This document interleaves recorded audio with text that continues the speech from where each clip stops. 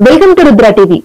ప్రపంచంలో ఎక్కడో జరిగే ఓ పరిణామం ఇంకెక్కడో జరిగే మరో పరిణామానికి కారణమవుతుందని ఎక్కడో సినిమా డైలాగ్ విన్నాం.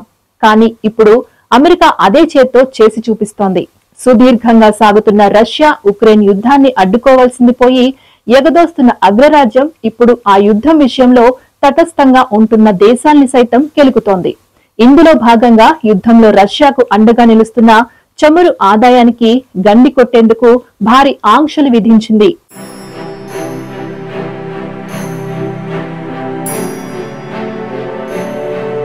దీని ప్రభావం ప్రపంచంలోనే అత్యంత జనాభా కలిగిన దేశాలైన భారత్, చైనాపై పడింది.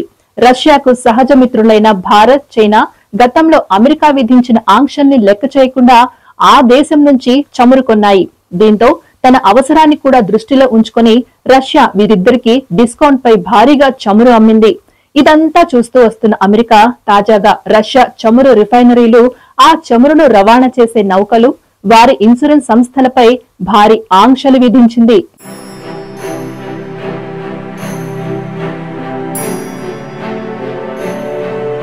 ఈ నేపథ్యంలో భారత్ మరియు చైనాకు రష్యా చమురు సరఫరా నిలిచిపోతుంది.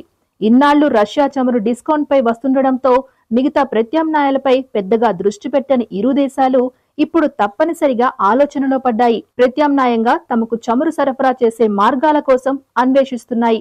ఎలాగో అమెరికా కోపం రష్యాపైనే కాబట్టి ఇతర మార్గాల్లో చమురును తెచ్చుకోవాలని ఆలోచిస్తున్నాయి. ఈ ప్రభావం ధరలపై పడే అవకాశాలు కనిపిస్తోంది. గతంలో చమురు సరఫరా దేశాలైన గ్రూప్ ఆఫ్ 7 ఆంక్షలు, పరిమితుల వల్ల రష్యా నుంచి చమురు ఎగుమతులు రోజుకు 1.5 మిలియన్ బ్యారెల్స్ యూరప్ దేశాల నుంచి ఆసియాకు మళ్లించారు. అయితే అమెరికా తాజా ఆంక్షలు అమల్లోకి వచ్చిన 600 ట్యాంకర్ల రష్యా రహస్య నౌకల కారణంగా స్వల్పకాలిక ప్రభావాలను తగ్గించవచ్చని విశ్లేషకుల అంచనా.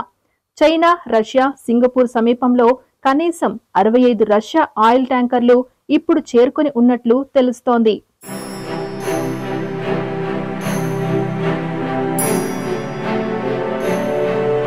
%60 పైగా రష్యన్ సముద్రపు చమురును పొందుతున్న భారతీయ రిఫైనరీలు అమెరికా ఆంక్షలతో ఇప్పటికే ఆమోదం పొందిన సంస్థలతో సైతం తాత్కాలికంగా లావాదేవీలను నిలిపివేశాయి.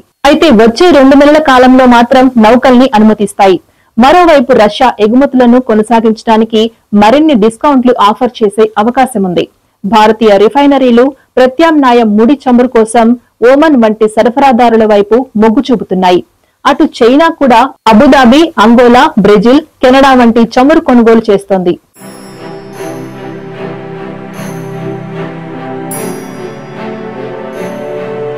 ఇది ఇవాల్టి అప్డేట్. మరో అప్డేట్ తో మళ్ళీ కలుద్దాం. అంతవరకు చూస్తూనే ఉండండి రుద్ర టీవీ.